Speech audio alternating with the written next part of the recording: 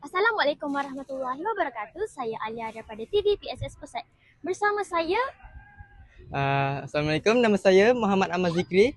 Saya dari Sekolah Menengah Kebangsaan Penghulu Saat.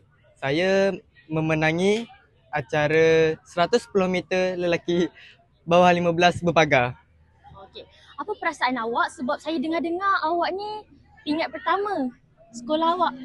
Perasaan saya rasa gembira lah, happy sebab sumbang pingat pertama untuk sekolah saya.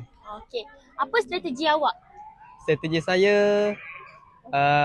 berlatih banyak-banyak, disiplinkan diri dan fokuslah terhadap acara yang diceburi. Okey, awak ada apa-apa motivasi yang awak pegang sampai sekarang untuk sampai ke tempat ni? Apa motivasi? Fokus terhadap acara yang diceburi, disiplinkan diri, terus berlatih. Okey, ada apa-apa kata-kata yang awak nak bagi kepada orang yang nak jadi macam awak? Kata-kata motivasi. Terus semangat, jangan berhenti latihan. Fokus je lah, fokuskan diri dekat acara yang nak diteruskan. Okey, terima kasih Okay, tahniah. sama-sama. Okey, itu sahaja daripada TV PSS Pesat.